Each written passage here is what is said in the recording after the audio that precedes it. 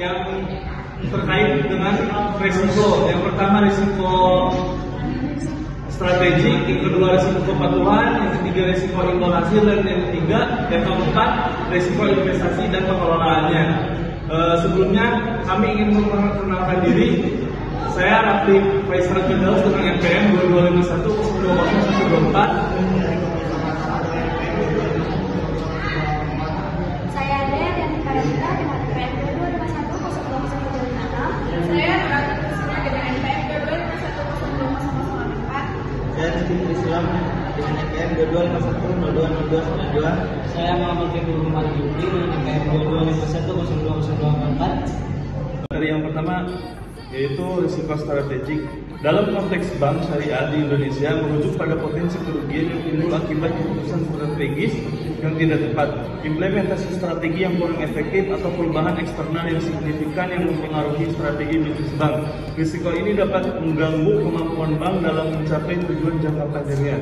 Faktor risiko strategik di bank syariah yang pertama, perubahan regulasi, yang kedua, persaingan pasar, yang ketiga, ketidaksesuaian produk, yang keempat, krisis ekonomi, yang kelima, pengelolaan sumber daya.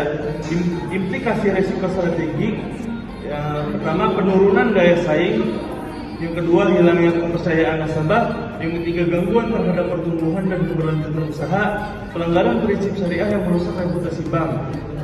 Cara mitigasi risiko strategi pada bank syariah Indonesia. Yang pertama, perencanaan strategi yang matang. Yang kedua, evaluasi dan monitoring. Yang ketiga, adaptasi cepat. Yang keempat, kepatuhan syariah. Yang kelima, diversifikasi risiko. Pengelolaan risiko yang efektif sangat penting bagi bank syariah untuk menjaga keberlanjutan operasional dan mempertahankan kepercayaan nasabah serta pemangku kepentingan lainnya. Pengelolaan risiko strategik adalah upaya sistematis untuk mengidentifikasi, mengevaluasi, mengelola, dan mitigasi risiko yang dapat mempengaruhi pencapaian tujuan jangka panjang organisasi. Dalam konteks perbankan, termasuk bank syariah, pengelolaan risiko strategik bertujuan untuk memastikan stabilitas operasional, daya saing, dan keberlanjutan bisnis dalam menghadapi perubahan lingkungan internal maupun eksternal.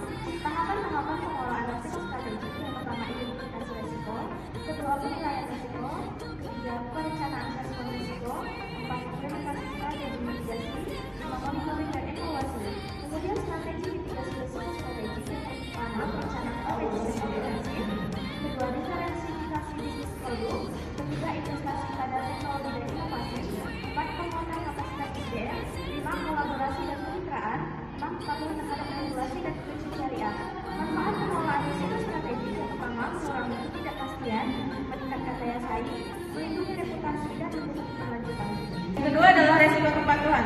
Resiko kepatuhan adalah resiko yang terjadi ketika perusahaan tidak mematuhi atau melaksanakan peraturan perundang-undangan dan ketentuan yang berlaku.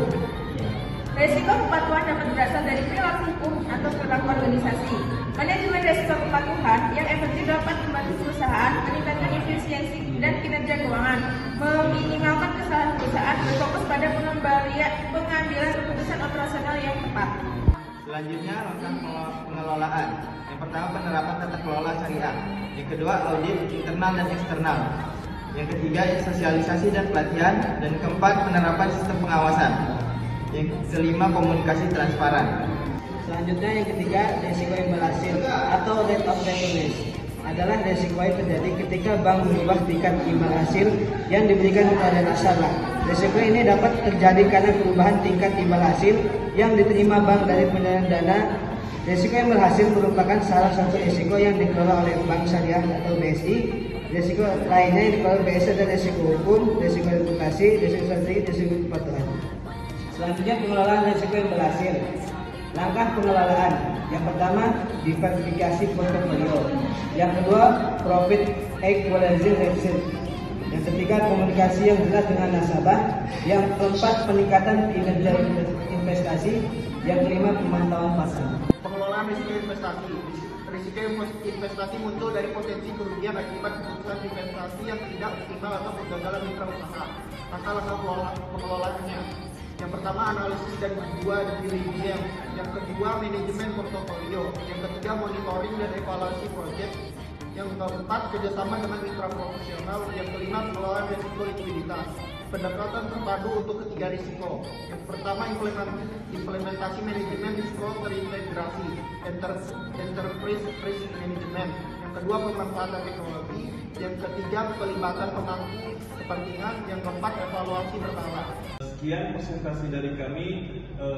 Kami mohon maaf apabila ada salah kata atau salah ucap. Kepada Allah kami mohon ampun. Wabillahi taufiq wal hidayah. Wassalamualaikum warahmatullahi wabarakatuh.